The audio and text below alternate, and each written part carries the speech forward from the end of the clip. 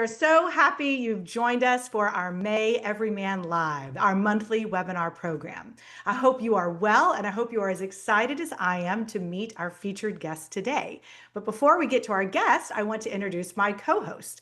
My name is Dr. Abigail Rue, and I host all of these monthly webinars, and we rotate who the co-host is. And this time, it is our Everyman Community Manager, Austin Carter. Welcome, Austin. How are you doing? I am doing well. How are you doing? It's great to have you. I get to see you all the time, so it's glad to be in a formal way that we can publicly share our colleagueship. Totally. I'm excited for this. We're all excited about this. Before we talk about the guests, though, let's give some overview of what to expect to our listeners. Today's Everyman Live will be another informal yet informative conversation with a really exciting guest expert. So whether you're a longstanding member of our Everyman community, or maybe you're tuning in for the first time, I want you to know you are all welcome here. Our Everyman Lives are open to the public, they're open to females, and they're open to your involvement. So I'm gonna have Austin tell you how you can get involved. So, how does your involvement work? So, for the first piece of this live, what we're going to do is we're going to introduce the guest and ask them a bunch of questions. And if you have any questions, be sure to type them into the Q&A feature in the Zoom toolbar, not the chat. The chat is just for simply having conversations or sharing thoughts, but ask any questions in the Q&A feature in Zoom. That's perfect.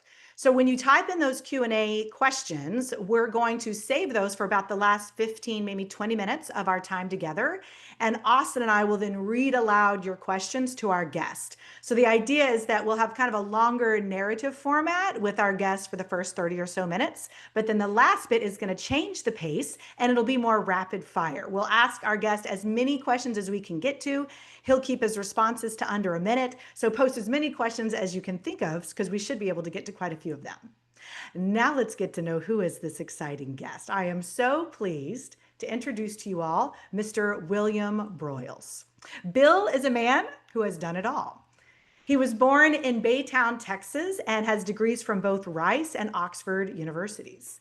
In his earlier days, he served as an infantry lieutenant in the Marine Corps in Vietnam, and he was active in the civil rights and anti-war movements. These experiences in Vietnam gave him the creative push to write Brothers in Arms, as well as the very popular television series China Beach. In addition, Bill also wrote just some crazy famous movies such as Castaway, Polar Express, Unfaithful, Entrapment, Planet of the Apes, Jarhead, Apollo 13, which he received an Academy Award nomination. He was also the editor-in-chief of Newsweek and the founding editor of Texas Monthly. He has also taught English at the University of Texas in Austin, philosophy at the United States Naval Academy, and lately he is a spiritual and psychedelic explorer and is working on a memoir. Like Abigail said, Mr. Broyles has done it all. Welcome, Mr. Broyles. We're so glad you're here, Bill. Well, it's great to be here. Thank you so much, Abigail and Austin. So let's get started with questions. The first one that comes to mind, as Austin just rattled off and I shared some of your bibliography, you've done so many creative things. And what's interesting is they're so different. For example, I would not have thought that the person who wrote Polar Express would be the same person who wrote Unfaithful. So my question is, to what do you attribute this creative diversity? Where do you get all of your different ideas? Well, I get them from life, really, and each of us plays so many roles. I mean, Unfaithful, which is about a complex marriage with the woman initiating an affair and the husband trying to deal with it, sometimes in very unwise ways. And Polar Express is a film for my kids. I mean, I've been in difficult marriages and been through passages like that. I haven't actually killed someone like he did, but I've thought about it. And Polar Express was a film for my kids. I wanted to make a film that my kids could like. We'd done Castaway and Apollo 13 and all these grown-up movies. So it's funny, a lot of young people I meet, they haven't seen anything, but that's the one film they have seen, is Polar Express. And it's great because it has some of the same aspects of several of the films and also of men's journeys, which is, a kind of journey into the unknown, the willingness to accept on faith that you're going to fail and you may get lost. You're not quite sure where you're going. And when you get there, you're dramatically changed and you come back. And some people get what happened to you and others can't hear the bell, you know? And that's very similar to Castaway or Apollo 13 and to my own life. So those are, they're just pieces of the journey. Each film represents kind of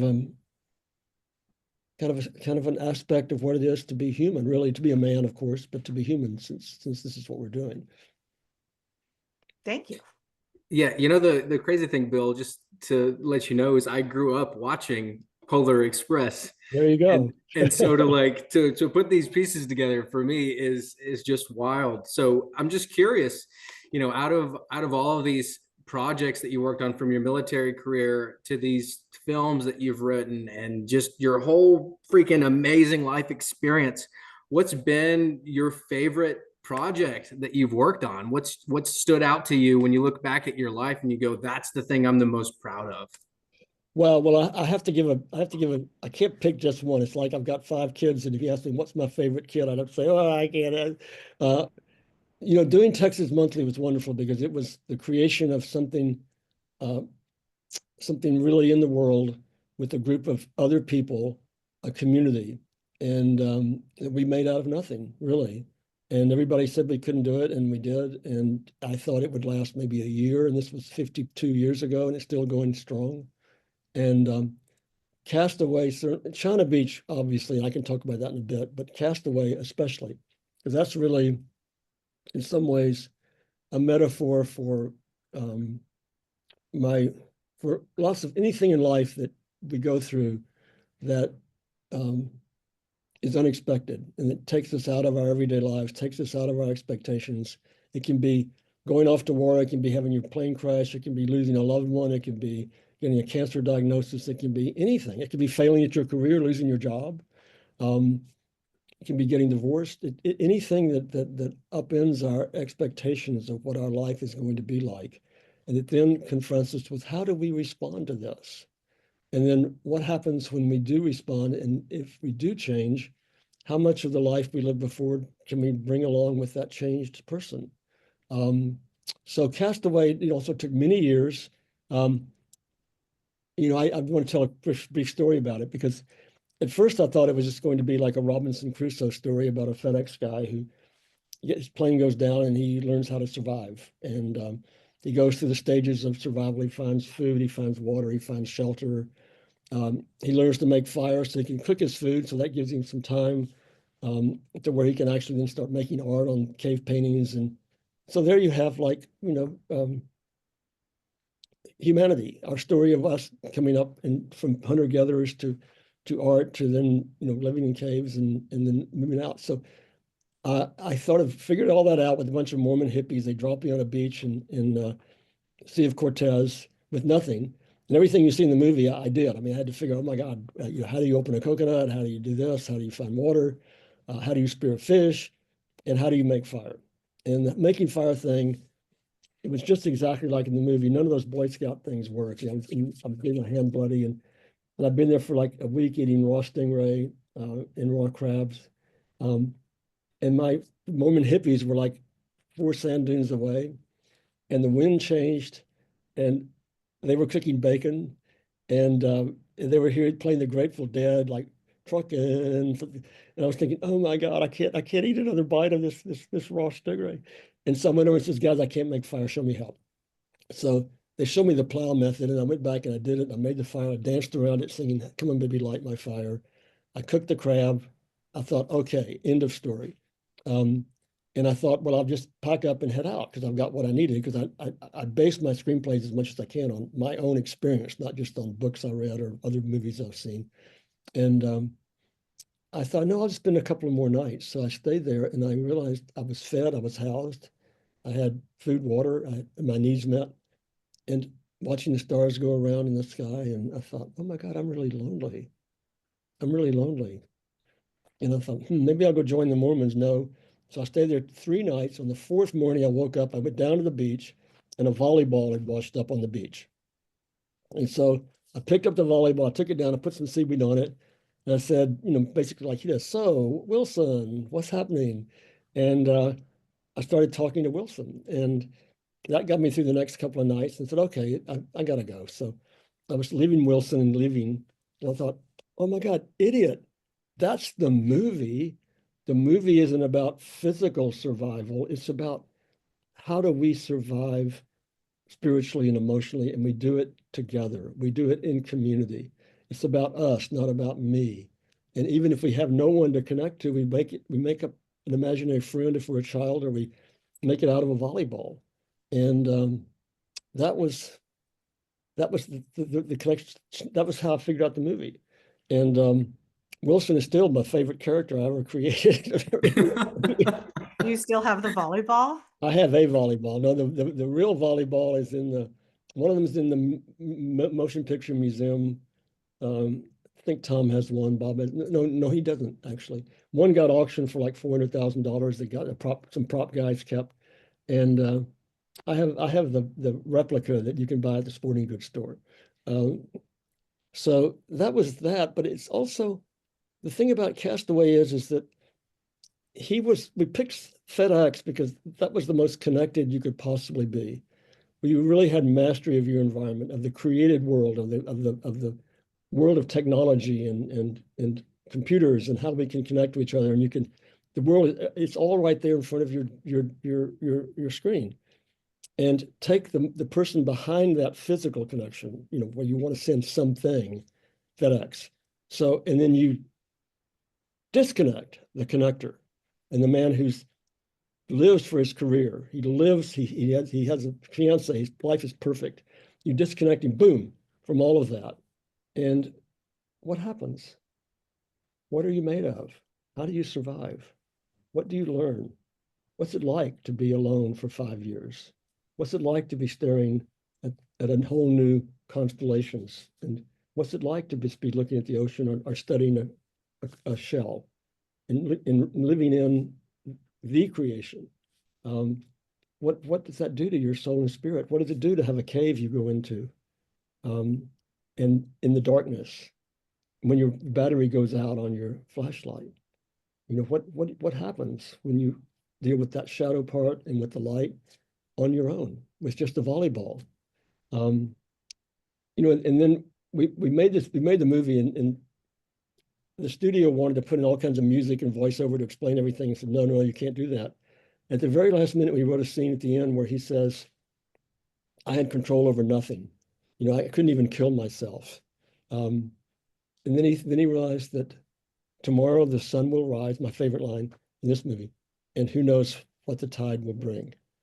And that was how he was going to live the rest of his life, to be present, to take each new day as something special. And at the end, he couldn't figure out he loses the watch that connected him to his loved one. He doesn't have his job anymore. He can't do that. And all he has is the package, which he tries to deliver one last time, and he can't even do that. So he's at the crossroads. He doesn't know what he's going to do. And that's the end. And it's really a wonderful connection to men's rites of passages, right? Is that you go through this experience, you either in community or alone, and then you try to get to the heart of who you are and how you can survive and how you live in the world. So my first men's rite of passage I did at the age of 24 or 25, paid for by the U.S. government. I went out in the wilderness with a bunch of post-adolescent guys, and we had an experience of survival in Vietnam, and had to realize it's darkest of the dark sides of our masculinity, and live with that. But at the same time, we realized how we had to love each other to survive. In a world where we were actually having to kill, we had to find love. You give your comrade the last drop of water. You give your life, really. And that kind of connection and community is something that is very hard to find in just the real world. So I've been exploring ever since then. When I came back, I said, Richard Rohr, who's one of the founders of the whole men's rites of passage movement, said that if you don't transform your wounds, you transmit them. And whatever wounds that I came back from Vietnam on, I just decided I was going to do for the rest of my life. If whatever I did, I would just try to be kind, because I've seen what happens when we treat other people as less than human. And so much of the rest of my life has been looking for what connects us to other people, what makes us human. and how to live in a way that reflects whatever your spiritual beliefs are. And all those, today you really hear the word masculinity without toxic connected in front of it. And so it's also been my whole journey is to find out what's the good side of that Y chromosome. And then also, particularly lately and very consciously, what's my X chromosome? I mean, I call it looking for my X, and it's been to realize that you need both, to be a human, and that not only do men need their feminine side, but women need to be able to be safely and joyfully in touch with their masculine side. So that's the long answer to your question. I really love Castaway. I love Texas Monthly. I loved, China Beach because it was all about women in war, not men. So it explored all those themes of gender. It wasn't a typical war thing where it's all the guys going out and kicking ass. It was about the women who took care of them, who were there for them, who gave them shelter and helped them heal. In the community they built under those difficult circumstances. So that's the long answer to your short question. Wow. That was a good answer. Wow. I'm just like totally blown away right now, to be totally honest. Just so you spoke about exploring this X chromosome and your experience in Vietnam kind of leading you to this answer that you need love to survive and connect. So I'm just curious, like, was there a specific moment in the trajectory of your life that led you to this awareness that you're sharing today of needing this love and this exploration and this sense of present awareness with yourself and who you are to just be this emotionally keen writer that shares these emotional experiences and journeys throughout your all of your work, really? I mean, it all reflects in your work. So was there a specific moment that led you to, man, I need to wake up? Well, yeah, exactly. I can point to the exact moments when I showed up I dropped in by helicopter to take command of my Marine Corps platoon on top of a mountain in Vietnam. And I was 25. I'd been to Oxford. I was, a scholar. I'd won all these awards. I was on the road to success, I thought. And through various strange sequence of events, which I won't go into now and bore you with, I, to my surprise, found myself on a mountaintop in Vietnam with a bunch of 19-year-old, mainly high school dropouts. And the thing was, they didn't care if I'd been to Oxford. They didn't care that I was this and that, that I had this status or I'd accumulated this kind of sense of success. Like so much of what we look for and try to make when we're younger, we try to figure out, what am I meant to do? How can I be successful? What's my calling? And then you start putting those at the end of your name, at the beginning of your name, to identify yourself, and to set yourself apart as someone that's on their own special path. They don't care. All they want to know is this guy going to get us killed or not? And it's an extraordinary leveling thing where the circumstances of such imminent physical danger and the prospect of either dying or having to kill, which are both very extreme things to be facing existentially as a 19-year-old or any age, certainly for me, they really, again, brought out that sense of, look, guys, we're all in this together. We are all in this together. Every man counts. Every man counts. Every person counts. And boy, if you get wounded or you're back at the hospital, those women who were taking care of you, oh my God, and you were just so grateful for the other humans around you, because you knew at any moment it could all disappear.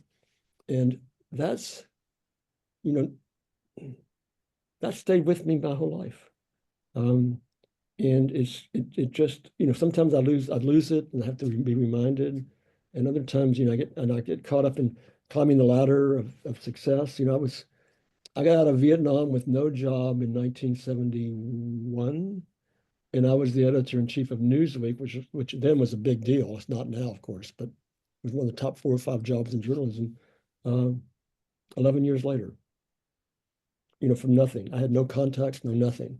And it was just a series of fortuitous accidents that I kind of fell. It's like that book Falling Upward, you know.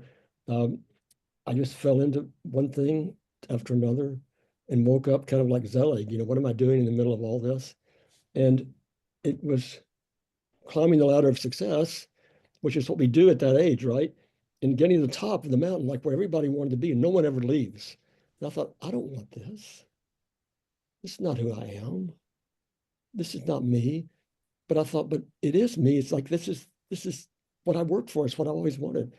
And you know, sometimes you climb the top of the mountain. You want to get to the top of that mountain, and every now and then you make it. A lot of times you don't make it, but even if you do make it, you make. Well, wait a minute, that wasn't the mountain I wanted to climb in the first place.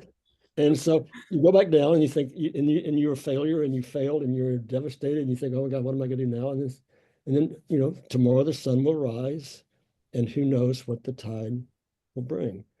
And in my case, you know, just having, or if you're at the last moment and the storm has taken away your sails, you've lost Wilson, you've got nothing, you let go of the oars and give yourself to the ocean like Chuck does.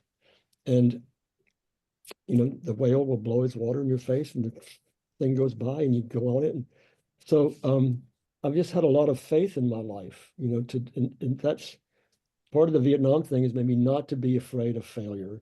You're not to be afraid of getting diverted from what you think you're supposed to do, because whatever happens, you know, you're on a path and things get revealed. And that moment of understanding that anything could change in a moment, that I was dependent and connected to other people, that they were as much value as I was to them, they were to me. And we had to be together in order to survive. And I think that's a beautiful metaphor for, you know, finding your own purpose, doing it in a community, recognizing your role with other people, you know, deciding what your values are going to do, or you know, and as you live. And then, you know, it doesn't all happen all at once. You know, it's just, I'm still figuring it out.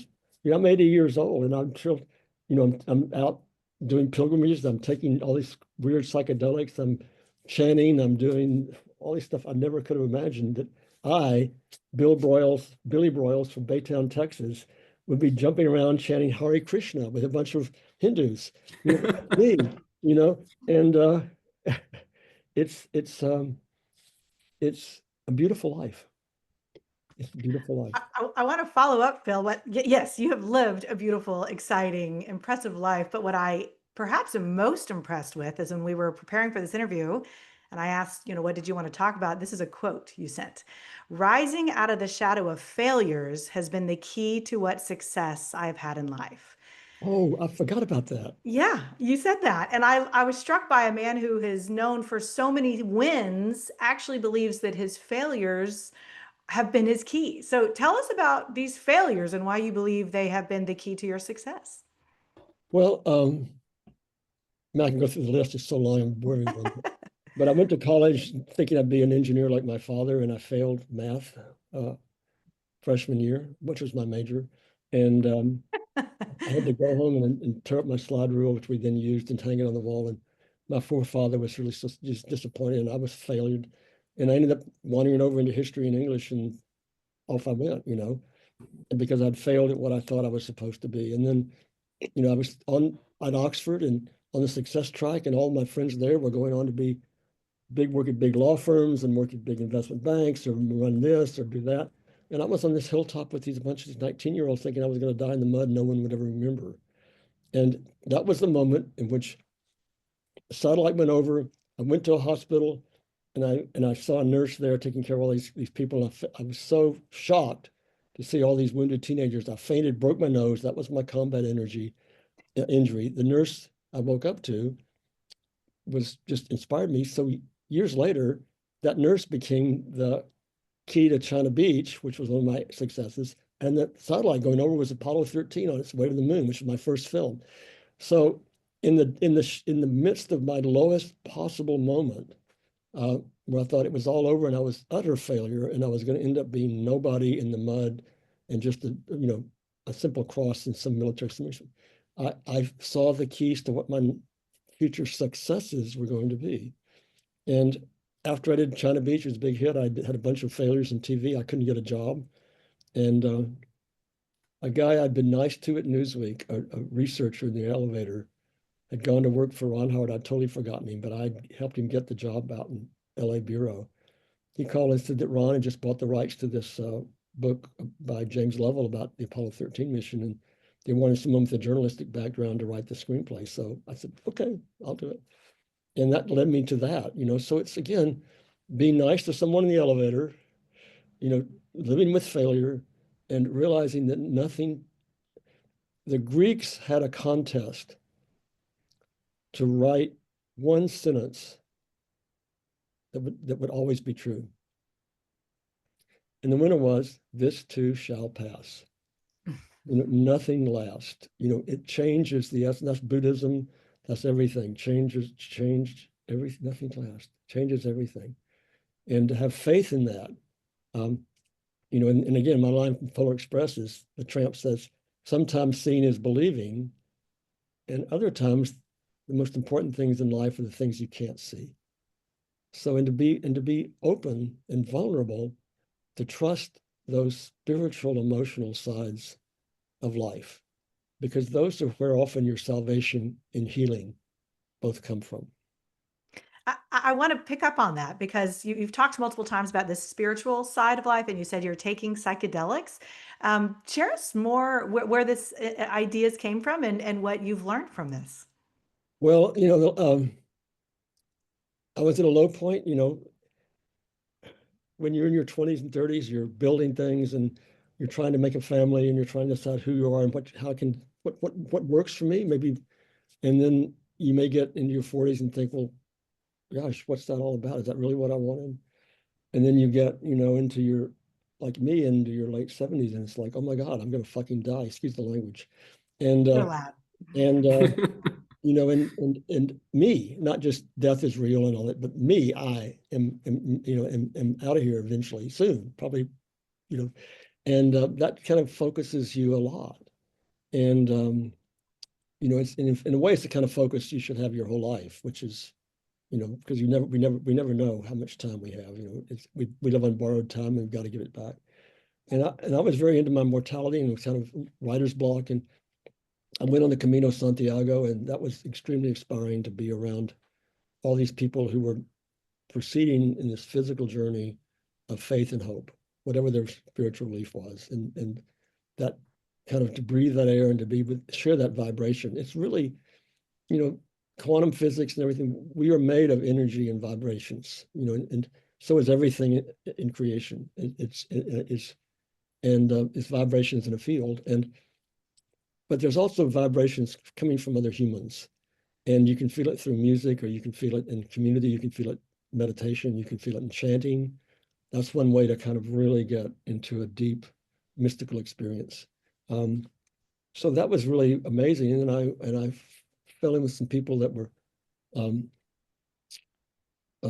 talking about mortality, and I took my first LSD journey since I originally used LSD back in 1967 at a Jimi Hendrix concert, and I ended up in the mud with my lost wallet, and so I hadn't done anything since then. And I just realized that there was, it's all the kind of standard things that it was bigger than me, that we were connected, that the separation I feel is artificial, and that my normal way of doing things that gets me through life and helps me make successful can cut off neural pathways that connect me deeply into myself, and that find in myself. There's nothing in LSD or ibogaine or iboga or psilocybin or any of these things. It's all here. It's all in the mind. It's just what they do, what they release in our mind. And the fact that the tiniest amount of LSD can produce such profound effects is also the beginnings of the modern neuroscience. Because to find out, well, how does that work? What does that happen? It really has, and I've found my way to be doing a lot of these things in community with some very deeply spiritual people of all faiths, and it's really been a healing journey for me, and a revelatory journey and a very hopeful journey. And I realized, oh my God, the best cure of the fear of death is just to live, right? It's so simple. It's like just go out and live a beautiful life every day and just enjoy the people you meet. And I'm just sometimes I don't live up to this, but I just try to be like Ramdas said, be here now. Because we don't have the past is over, the future's coming. All we have is right now.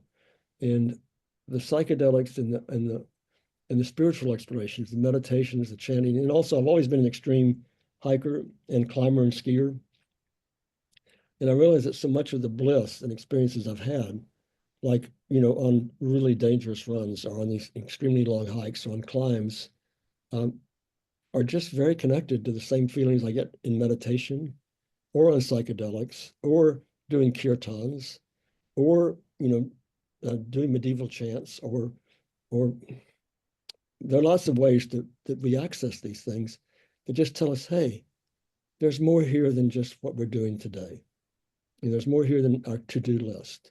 And I think that's what sends people to guys to men's rite of passages too. Because it's all the men that I grew up with, fathers, they had all been in World War II. So they'd all shared that experience. And so they had a common kind of framework that they didn't talk about, but it didn't have to be talked about.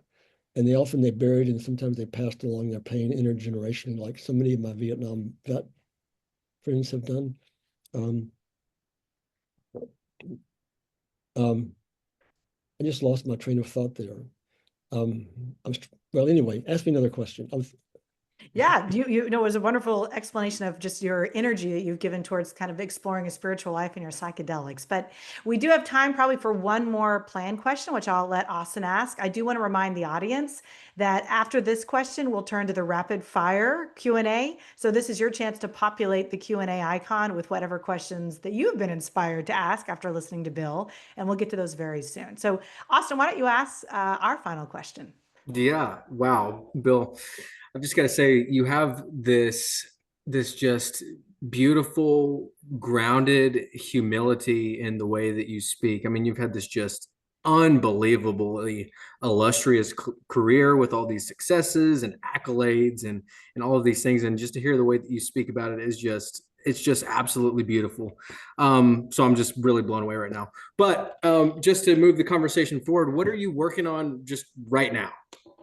Oh, right now I'm working on, I'm writing, I'd love to get a sequel to Castaway done at some point. Like what does happen after he from that crossroads 25 years later. That's just very complicated in the film business right now. But in the meantime, I'm writing a memoir, and I'm also writing the spiritual psychedelic memoir, which I think is really kind of happening as we speak. I'm literally living it and writing it. So those are the main things. I'm dialing down on all my film and TV work, and really going back to my original origin and writing prose and I really want to write about, instead of writing about it through other characters like in film, I want to just write about my own experience. And that's what I'm doing right now. Some of the things we're actually talking about is what I'm writing about. Wow. Yeah, I'm excited for that memoir. I am so blown away. Yeah, Abigail, you ready to move to the questions? Yes. So Bill, these are questions posed by your listeners here. So I'm going to read them out loud, and we just ask you to respond, reasonably briefly. Nothing, we're not going to time you, but we'd love to get to as many as we can. So here's the first question. How do you accept that you cannot control certain things in your life that you would like to control without going through an ordeal like they did in Castaway? Oh, well, I think that, you can learn from your own experience and you can learn from the experience of others, which is what a wise man does. You can watch my movies. That's Great well, answer. well, that's a really good question, and it's that has to that's there's no cookie cutter answer. Every person's life is on its own journey and it proceeds step by step, and no one else has walked those steps that you've walked except you. And your path is your path. And I think it's just trusting that you don't have to be who your friends or rivals or competitors or people you see on the internet. You just have to be yourself. And, you know, and the other thing is your resume is not who you are. And I think that's really important to remember that you could lose your job, you could fail at this, but who you are, that kind of failure is just part of sharpening the blade, right? It's just sharpening the steel. It just gives you the chance to find resources in yourself. The thing that's beautiful about failure is it tests you and lets you find resources in yourself that success doesn't tap onto. Because success is like those neural pathways that the ego builds just to keep you going. And when you fail, suddenly those don't work anymore, and you have to find other neural pathways or other pathways that you might not have even known you had. And I think it's just maybe you'll fail a couple of more times on the way, and you know, and you've got family, and think that's going to be really tough. And with today's environment where there's a lot of uncertainty, I think it's just hang in there, you know. And again, that tomorrow the sun will rise, and who knows what the tide will bring. There's hope. Um, there's always hope, and you know, this too shall pass. Unfortunately, that's also true of the good things. Thanks for that. Austin, ask the second one, please. Yeah. We have a listener that has asked, what is the relationship between creativity and spirituality? Oh, you know, first they both are born in mystery. There really are, you know, like when I go for a walk with my dog, he smells things and hears things that I don't.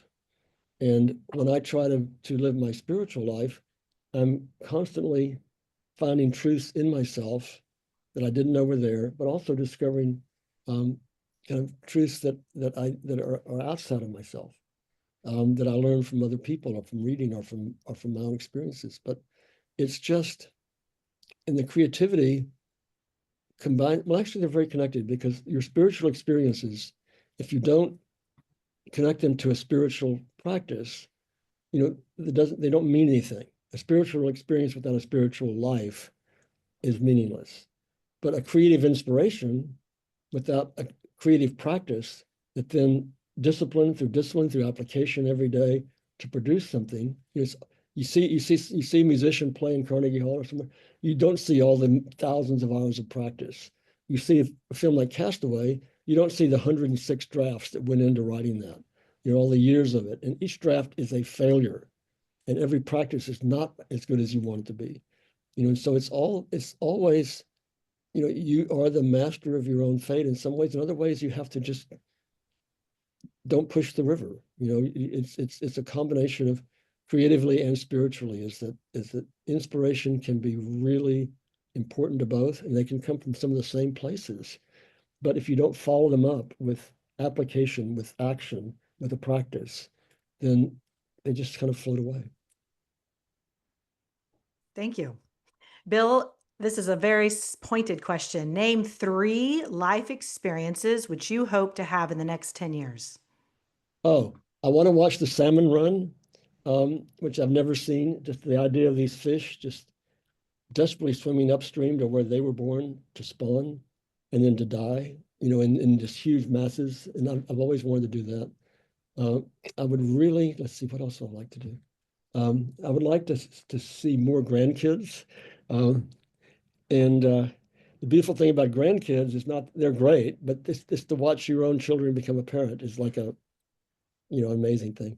And the third thing is that I would really like to do a real serious pilgrimage in India, you know, and to go into the actual sacred mountains in the Himalayas, as they say.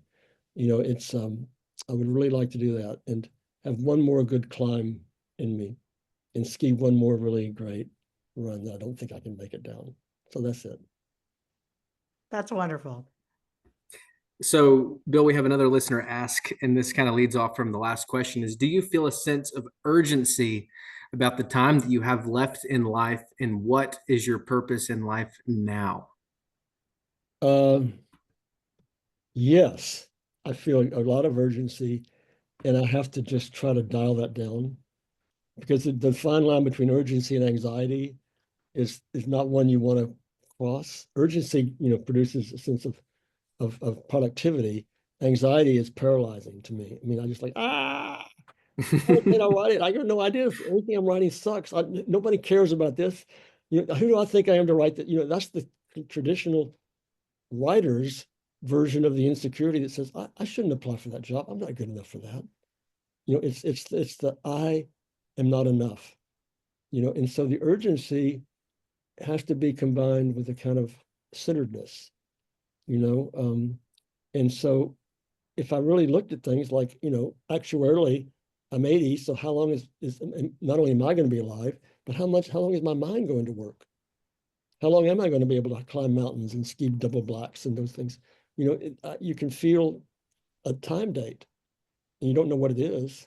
So I want to go see people I love that I haven't seen in a while. I want to go out to the mountains I haven't skied. I want to do, but at the same time, I just want to spend more time with the people I do love and who are close to me.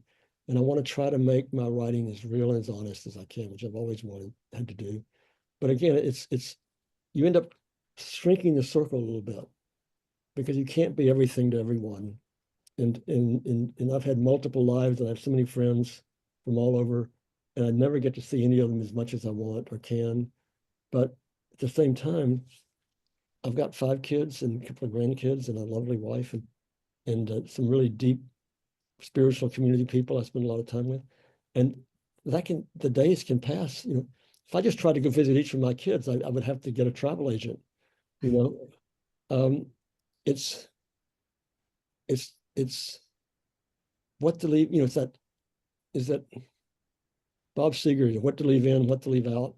That's it. It's who and what do you leave in, and who and what do you leave out.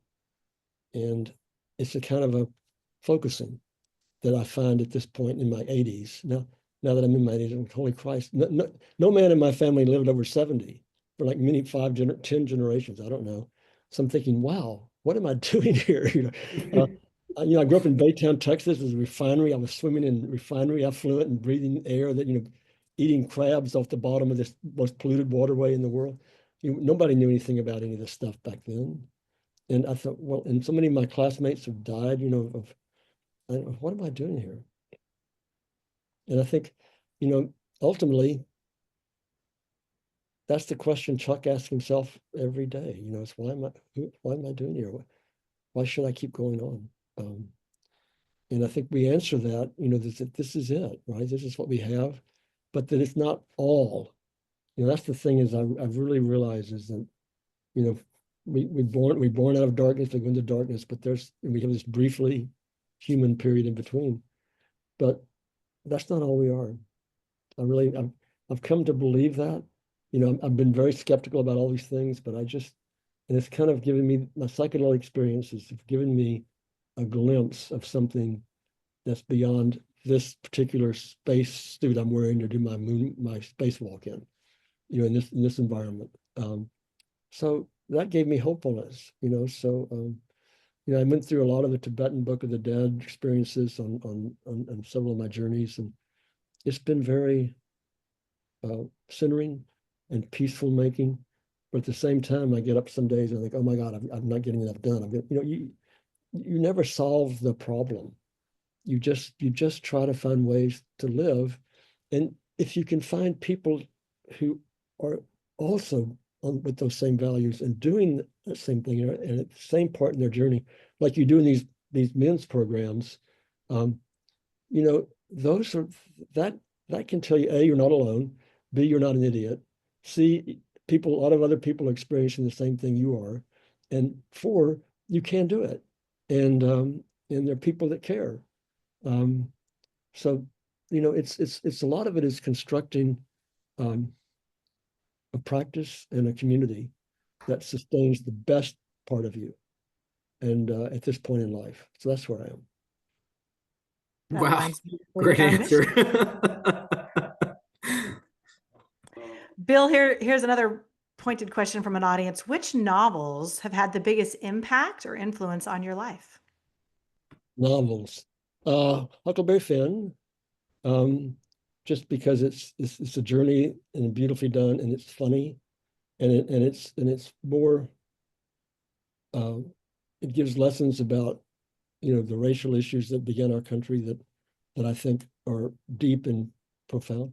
War and Peace. That's, just because it's so amazingly done and so good about the experience of war and also ambition and loss, and Madame Bovary, because it's so good about desire and how media and the world that we're presented can distract us from who we really are. And it's beautifully done. Those three. And oh my gosh, I think A Farewell to Arms, Ernest Hemingway, because it's again another book about a wounded warrior who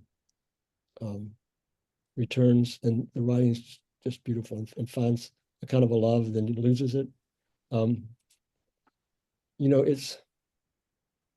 That was the thing. The reason I went on the St. Francis thing, by the way, was that Francis is probably the most popular saint in the world. And you think of him as a guy with the birds and love and all that.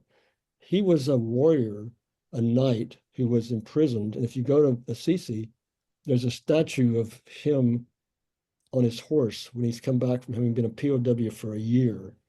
And the horse is defeated, he's defeated, they're slumped. His life, everything he thought he would be is over and gone. He's failed, he's come back in humiliation. The horse, and he's been over, and it's just this whole sense of failure and loss. And behind it is this huge basilica that's built in honor of the life he then went on to lead, right? That he didn't know he was going to go lead. And it just, that image is as much, has been important to me as any novel, because it just tells you, here's your present reality, and it can be as low as you can possibly be, and behind you is what you're going on to do, and you don't know, and you can't know. So that's another big influence. But those are the novels right there. I'm sure if you ask me tomorrow, I might have a different list, but those are the ones that came into my head right now. Thank you.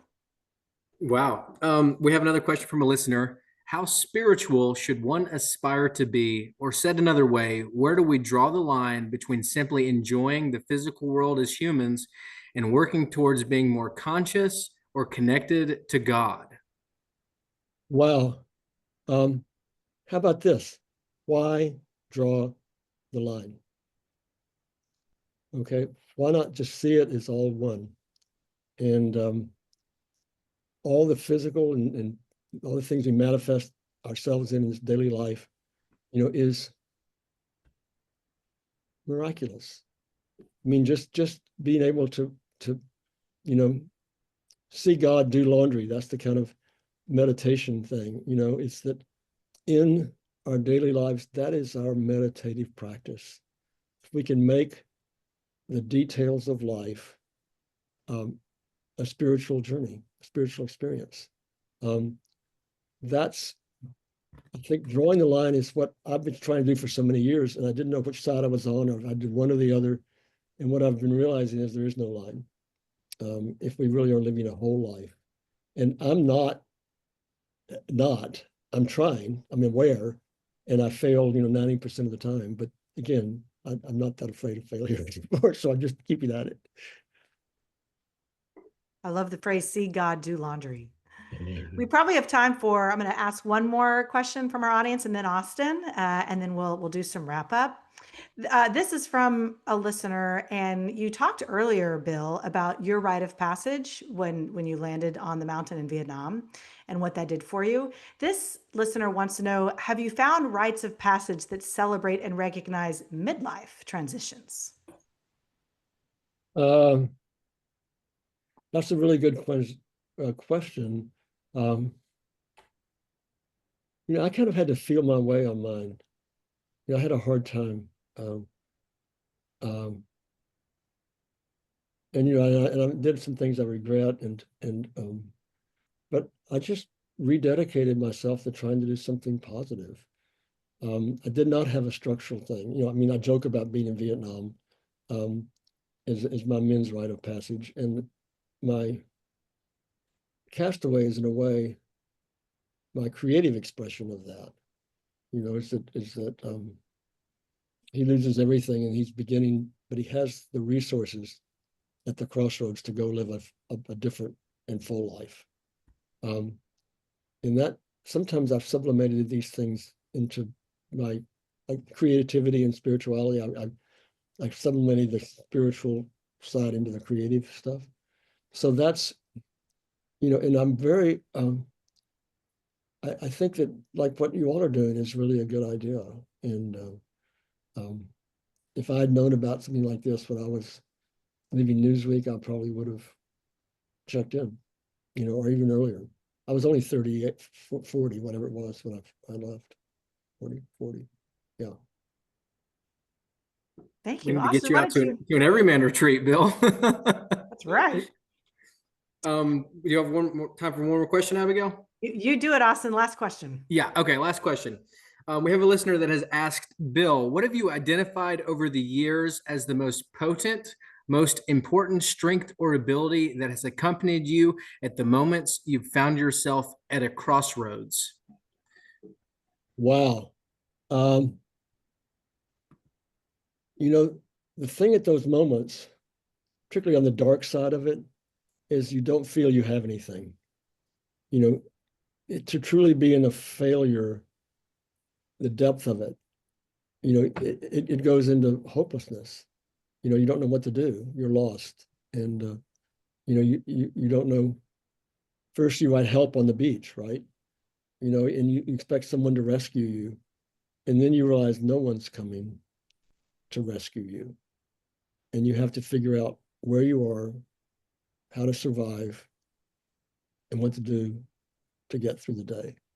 And I think it's the sense of one step at a time. You don't leap up the mountain. You don't get up there. You climb it one step at a time. And sometimes you get lost. Sometimes you wander in a swamp. Sometimes you have to you get in the dark woods. Sometimes you cliff out. You get to a cliff edge and you got to turn around. But just keep climbing. Keep walking, step by step. There's a great hymn about that, step by step. And there's no recipe, really. I think it's just love yourself, find other people who love you honestly, and tell you the truth. And because you don't want to live in a fool's paradise where you're not aware of what your assets and limitations are, but you also want to know that you can transcend those too. I mean, I don't have the answer.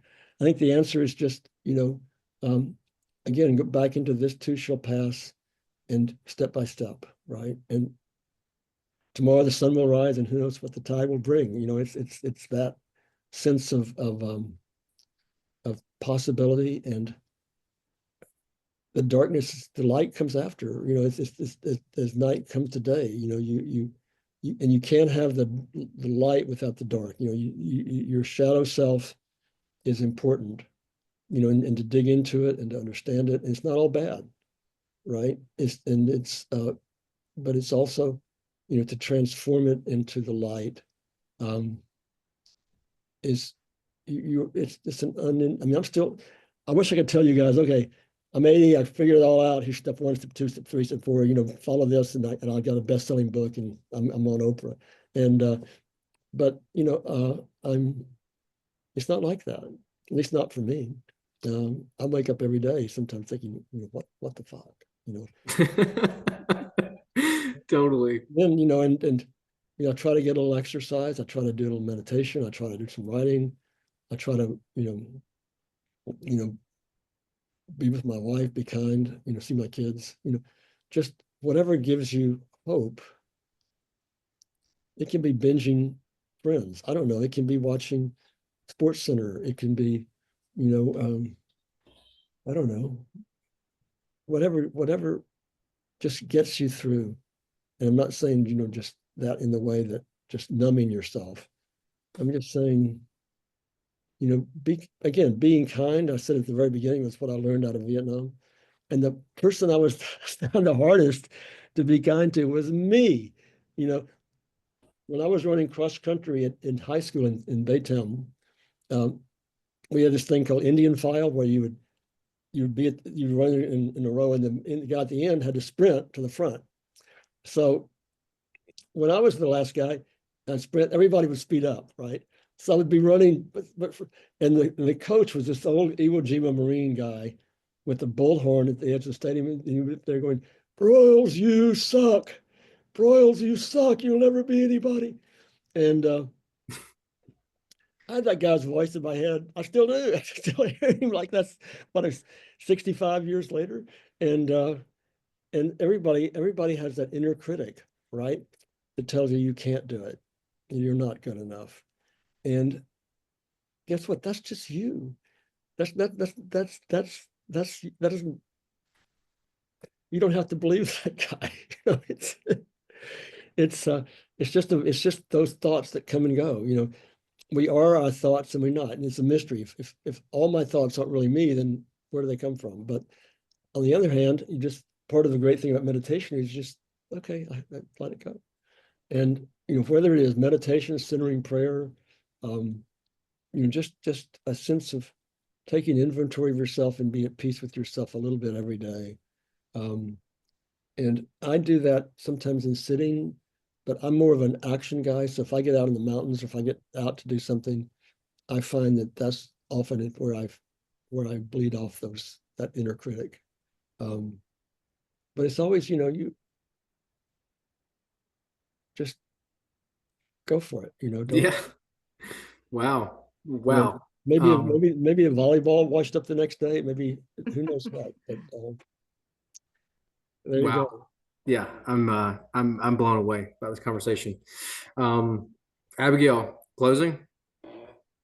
Yes. Yeah. We're coming to our hour now. So I'm going to let Austin thank our wonderful guest and give Bill a final word, and then I'll address our audience about next time. Go ahead, Austin. Yeah, Bill. Wow. I mean, dude, like, what a freaking honor. This is just unbelievable. I mean, I grew up watching your movies, and just to sit here and have this conversation with you face to face and hear your grounded humility and your wisdom, and just to hear where you're at today, and it just gives me hope and inspires me, and it makes me excited to read your upcoming memoir. So I'm just curious, where can our listeners keep an eye on you? Where can they keep an eye on this upcoming New York Times best-selling memoir ever?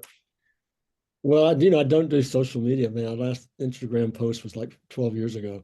And so I just keep, I'll get back to you. And Okay. but Perfect. again, it's just, if there's any last word, it's just you know gratitude is also forgiveness, gratitude, kindness, but our failures and our darkness, we're as blessed to have as our successes. And everybody sees the high points, like, oh, he did this, he did this. You don't see the low points between them, but you don't get the next with, they're all part of it. It's all part of it. And embrace it all, man. That's all I can say. Just embrace it all. Thank you, brother. Thank you, Bill. Thank you, Austin. And thank you, listeners. We appreciate you tuning in. I know you've enjoyed yourself. You couldn't not. I know I certainly have. And I just want to give you a preview of what's going to happen next month. We'll do Everyman Live like we do every month. It'll be at the same time, same format. It'll be June 18th at 1 o'clock Eastern, 10 a.m. Pacific. And our guest next month is Dr. Alan Downs. He is a best-selling author of 7 books, a famous psychologist, known for the critically acclaimed Velvet Rage, Overcoming the Pain of Growing Up Gay in a Straight Man's World. We specifically are honored that Dr. Downs could join us because June, as you know, is Pride Month, and we're honored to have his insights and expertise. June is also Men's Mental Health Month. And we want you to do something in June for your mental health. or for someone you love, mental health. You can go to everyman.com to learn about what we have offered at Everyman for Men's Mental Health Month. We have, of course, upcoming retreats, online programs. One particular program that starts June 11th that I would like to highlight that I think is wonderfully impactful starts June 11th. It's an online program called Group Intensive. It's an online group, men's group, and it runs for 3 sessions a month over a 3-month period. So I would look into Group Intensive on our website. So again, go to our website to learn out more. And thank you all. Thank you, Broyles. Thank you, Carter. Until next time, until next month, this is Abigail Rue signing off. It was a pleasure spending time with you all. Have a great rest of your day. Bye-bye.